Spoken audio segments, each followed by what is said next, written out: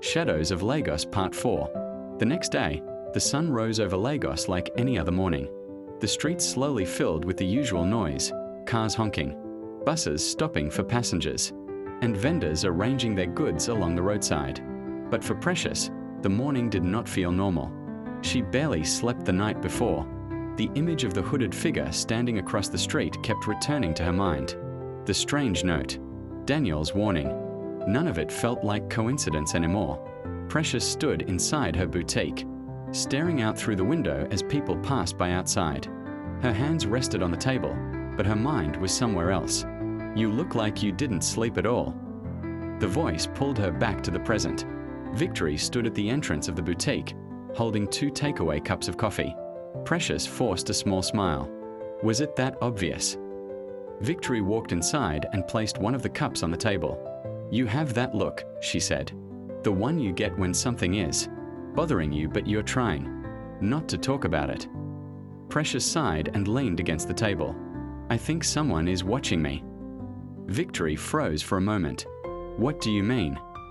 Precious told her everything. The hooded figure she had seen the night before. The strange feeling that someone had been following her. The way Daniel reacted when he read the message. Victory listened carefully, her expression growing more serious. When Precious finished, Victory crossed her arms. "Okay," she said slowly. "That is definitely not normal." Precious gave a tired laugh. "That's exactly what I said." Victory walked over to the window and looked outside at the busy street. "Do you see anyone now?" Precious asked quietly. Victory scanned the road. People were walking. Cars passed by. A delivery motorcycle stopped near a shop. Everything looked completely normal. "No," Victory said after a moment. "But that doesn't mean someone isn't watching." Precious felt a chill run down her spine.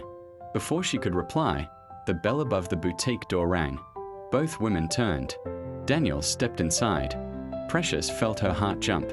He looked the same as before, blue shirt, calm expression, but there was something different in his eyes. Relief and worry. Victory glanced between them.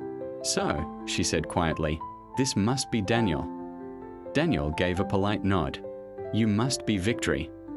Victory raised an eyebrow. "I didn't realize I was that famous." Daniel gave a small smile, but his attention quickly returned to Precious. "We need to talk," he said.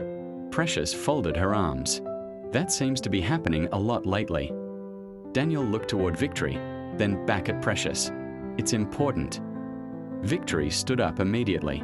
"Oh no," she said, grabbing her bag. "Don't mind me. I'll just disappear so you two can have your mysterious conversation." Precious gave her a look. Victory leaned closer and whispered quickly, "Call me if things get weird." Then she walked out of the boutique. For a moment, the room was silent.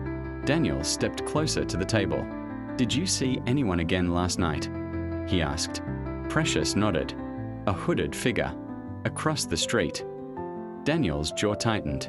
"I was afraid of that." Precious felt frustration rising inside her. "Daniel," she said firmly, "you need to tell me what's going on." He hesitated. Then he sighed. "There are people looking for something," he said. "What kind of people?" "The kind that don't ask questions first." Precious stared at him. "And what does that have to do with me?" Daniel looked at her carefully. "For now, I'm not completely sure." Precious blinked. "That is not comforting." Daniel rubbed the back of his neck. "But I do know one thing," he continued. "What?" "They believe you have something important."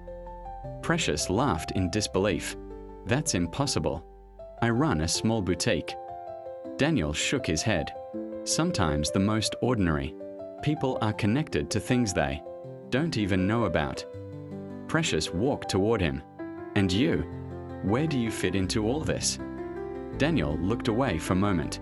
Then he said quietly, "I was supposed to find you first." The words hung in the air. Precious felt her heart pound. "Find me?" She repeated. Daniel nodded. "But things have already gone wrong."